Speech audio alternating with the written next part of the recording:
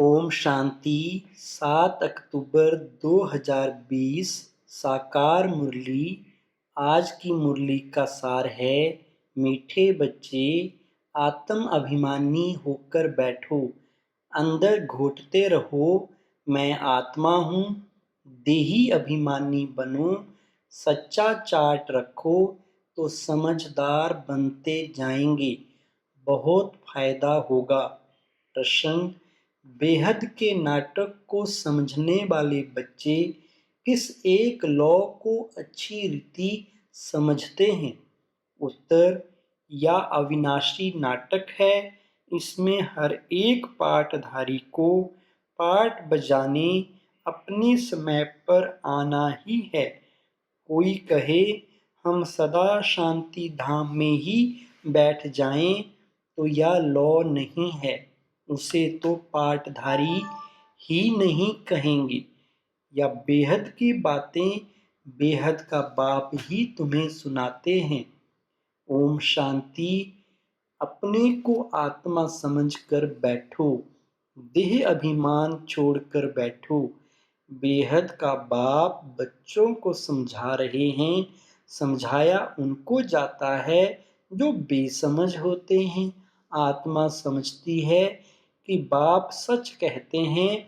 हम आत्मा बेसमझ बन गई हैं। मैं आत्मा अविनाशी हूँ, शरीर विनाशी है। मैं आत्म अभिमान छोड़ देह अभिमान में फंस पड़ा हूँ, तो बेसमझ ठहरे ना। बाप कहते हैं सब बच्चे बेसमझ हो पड़े हैं देह अभिमान में आकर।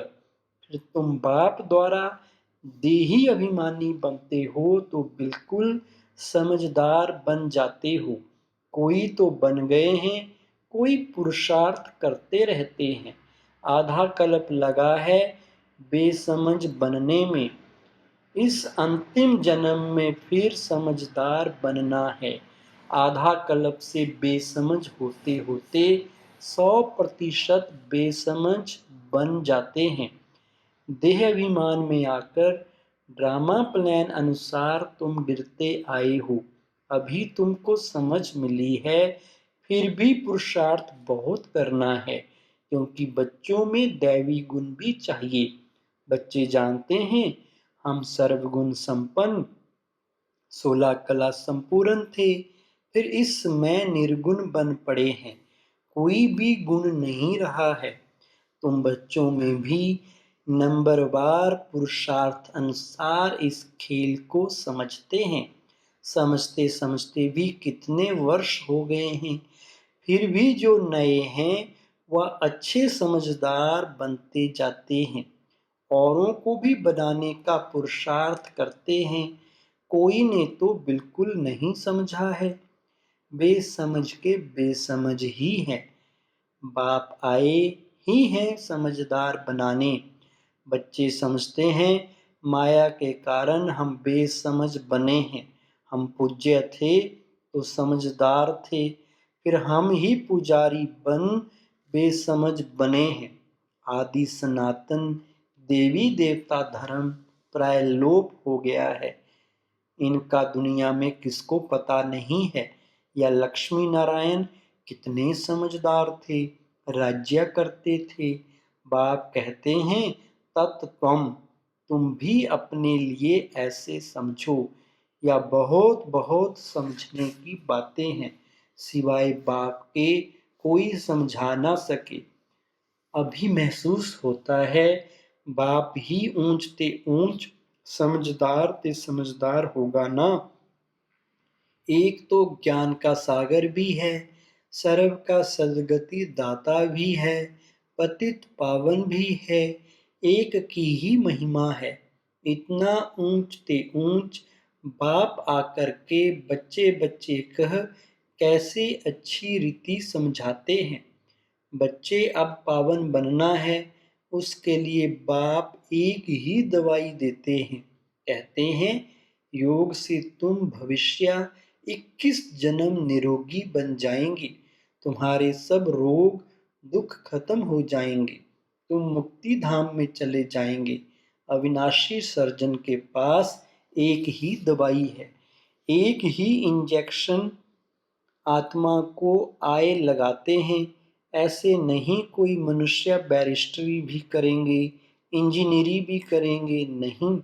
हर एक आदमी अपने धंधे में ही लग जाते हैं। बाप को कहते हैं आकर पतित से पावन बनाओ, क्योंकि पतित पने में दुख है। शांति धाम को पावन दुनिया नहीं कहेंगे, स्वर्ग को ही पावन दुनिया कहेंगी। यह भी समझाया है मनुष्य शांति और सुख चाहते हैं। सच्ची सच्ची शांति तो वहाँ है जहाँ शरीर नहीं, उसको कहा जाता है शांति धाम। बहुत कहते हैं शांति धाम में रहें, परंतु लौ नहीं है, वह तो पाठधारी हुआ नहीं।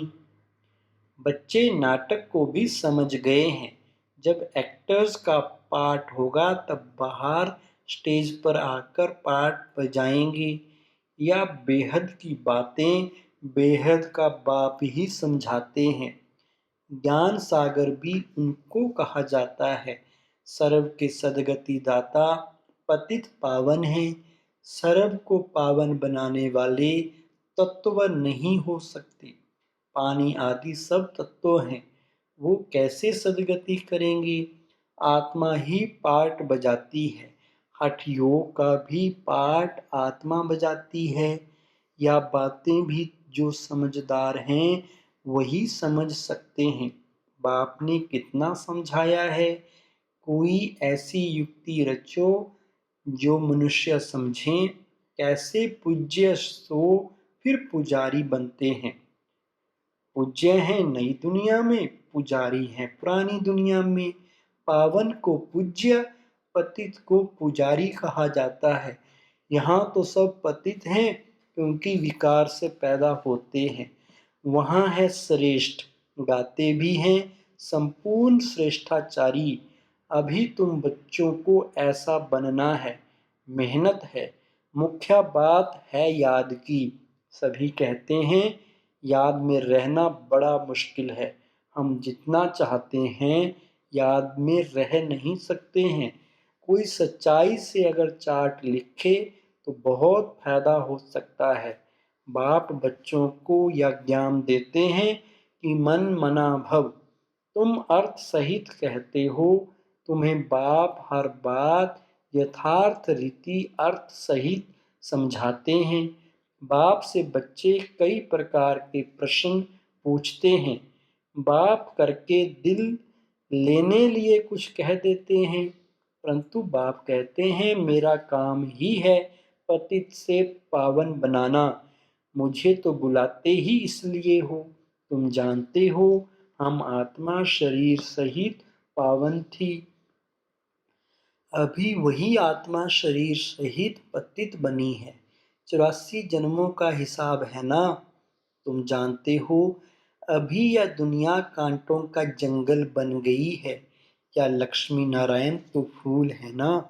उन्हों के आगे कांटे जाकर कहते हैं आप सर्वगुण संपन्न हो, हम पापी कपटी हैं। सबसे बड़ा कांटा है काम विकार का। बाप कहते हैं इस पर जीत पहन जगत जीत बनो। मनुष्य कहते हैं भगवान को कोई न कोई रूप में आना है, भागीरथ पर विराजमान हो आना है। भगवान को आना ही है पुरानी दुनिया को नए बनाने। नई दुनिया को सतो प्रधान, पुरानी को तमो प्रधान कहा जाता है।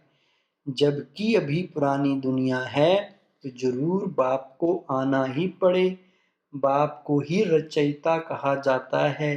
तुम बच्चों को कितना सहज समझाते हैं, इतनी खुशी होनी चाहिए। बाकी किसका कर्म भोग का हिसाब किताब है, कुछ भी है वह तो भोगना है। इसमें बाबा आशीर्वाद नहीं करते हैं, हमको बुलाते ही हो बाबा आकर हमको वर्षा दो। बाबा से क्या वर्षा पाना चाहते हो? मुक्ति जीवन मुक्ति का। मुक्ति जीवन मुक्ति का दाता एक ही ज्ञान सागर बाप है। इसलिए उनको ज्ञानदाता कहा जाता है। भगवान ने ज्ञान दिया था, परंतु कब दिया, किसने दिया या किसको पता नहीं है। सारा मुंझारा इसमें है। किसको ज्ञान दिया या भी किसको पता नहीं है। अभी या ब्रह्मा बैठे हैं, इनको मालूम पड़ा है कि हम सो नारायण था, फिर 84 जन्म भोगे। यह है नंबर 1 में। बाबा बतलाते हैं, मेरी तो आंख ही खुल गई। तुम भी कहेंगे, हमारी तो आंखें ही खुल गई। तीसरा नेत्र तो खुलता है ना। तुम कहेंगे, हमको बाप का सृष्टि चक्र का पूरा ज्ञान मिल गया है। मैं जो हूँ, जैसा हूँ, मेरी आंखें खुल गई हैं। कितना वंडर है। हम आत्मा फर्स्ट हैं, फिर हम अपने को देह समझ बैठे। आत्मा कहती है, हम एक शरीर छोड़ दूसरा लेता हूँ। फिर भी हम अपने को आत्मा भूल देह अभिमानी बन जाते हैं। इसलिए अब तुमको पहले पहले यह समझ देता हूँ कि अपने को आत्मा समझ बैठो। अंदर में ये घोटते रहो कि मैं आत्मा हूँ। आत्मा ना समझने से बाप को भूल जाते हैं। फील करते हो, बरोबर हम घड़ी घड़ी देह अभिमान में आ जाते हैं। मेहनत करनी है। यहाँ बैठो तो भी आत्म अभिमानी होकर बैठो। बाप कहते हैं, हम तुम बच्चों को राजाई देने आए हैं।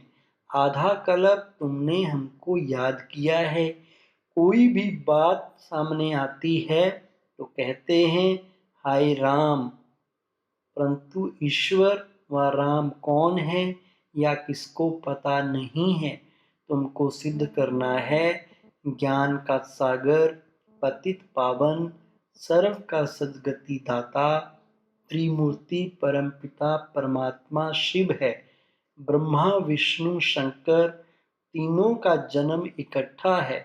सिर्फ शिव जयंती नहीं है, परंतु त्रिमूर्ति शिव जयंती है। जरूर जब शिव की जयंती होगी तो ब्रह्मा की भी जयंती होगी। शिव की जयंती मनाते हैं, परंतु ब्रह्मा ने क्या किया, लौकिक पारलौकिक और यह है अलौकिक बाप। यह है प्रजापिता ब्रह्मा। बाप कहते हैं, नई दुनिया के लिए यह नया ज्ञान अभी तुमको मिलता है, फिर प्रायलोप हो जाता है। जिसको बाप रचता और रचना का ज्ञान नहीं, तो अज्ञानी ठहरे ना। अज्ञान नींद में सोए पड़े हैं। ज्ञान से है दिन, भक्ति से है रात।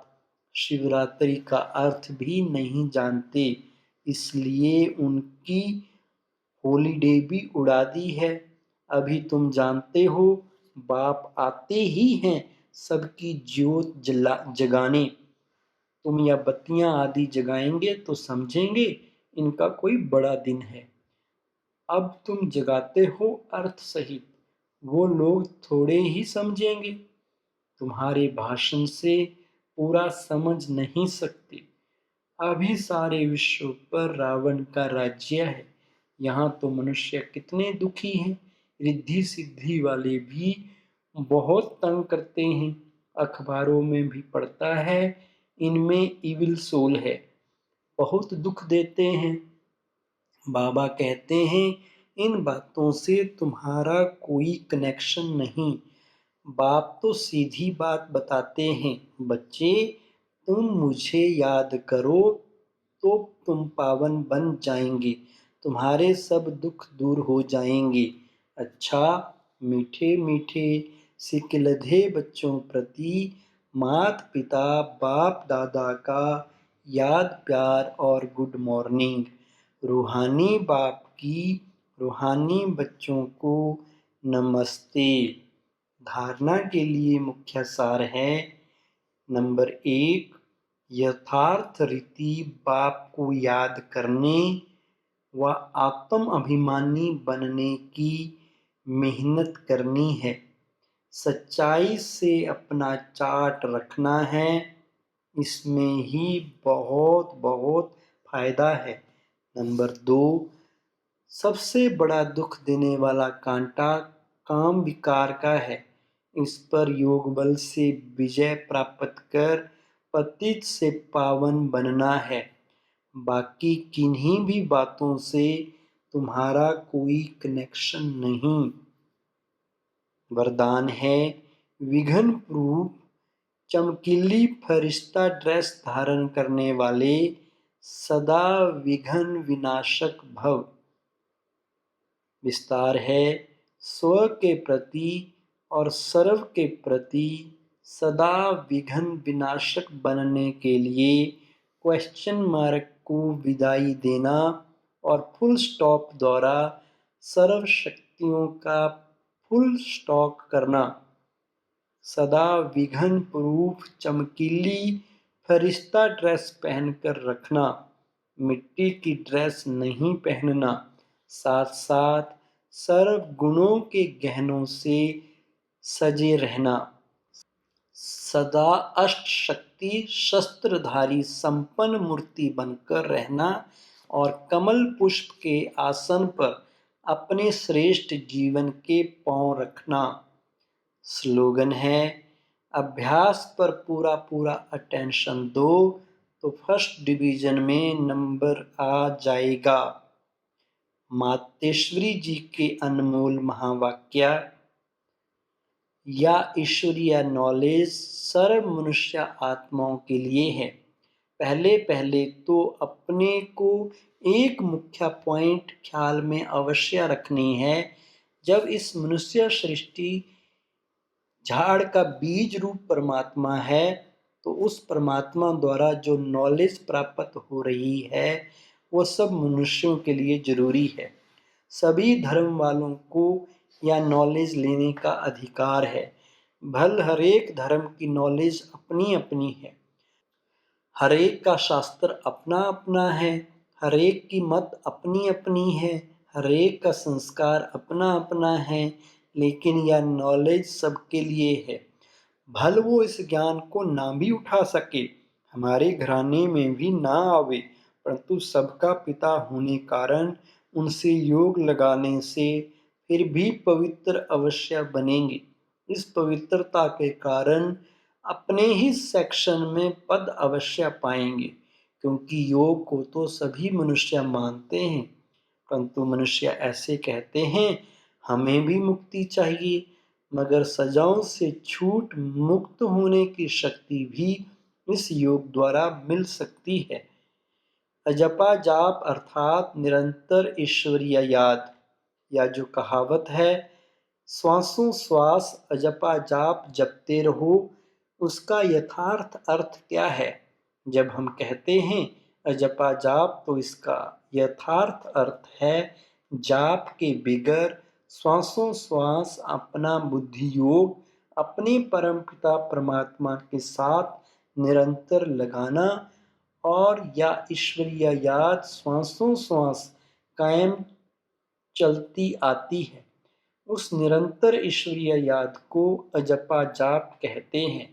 बाकी कोई मुख से जाप जपना अर्थात राम राम कहना, अंदर में कोई मंत्र उच्चारण करना या तो निरंतर चल नहीं सकता। वो लोग समझते हैं हम मुख से मंत्र उच्चारण नहीं करते, लेकिन दिल में उच्चारण करना यह है अजपा जाप, परंतु यह तो सहज एक विचार की बात है। जहाँ अपना शब्द ही अजपा जाप है, जिसको जपने की भी जरूरत नहीं है। आंतरिक बैठ कोई मूर्ति का ध्यान भी नहीं करना है, ना कुछ सिमरन करना है, क्योंकि वो भी निरंतर खाते पीते रह नहीं सकेंगे। लेकिन हम जो ईश्वरीय याद करते हैं वही निरंतर चल सकती है, क्योंकि यह बहुत सहज है। जैसे समझो बच्चा है अपने बाप को याद करता है तो उसी समय बाप का फोटो सामने नहीं लाना पड़ता है, लेकिन मनसा वाचा कर्मना बाप के सारे ऑक्यूपेशन एक्टिविटी गुणों सहित याद आता है। बस वह याद आने से बच्चे की भी वो एक्ट चलती है, तभी सन शोज फादर करेंगे। वैसे अपने को भी और सबकी याद दिल भीतर से मिटाएं। उस एक की ही असली पारलौकिक परमपिता परमात्मा की याद में रहना है। इसमें उठते बैठते खाते पीते निरंतर याद में चल सकते हैं। उस याद से ही कर्मातीत बनते हैं।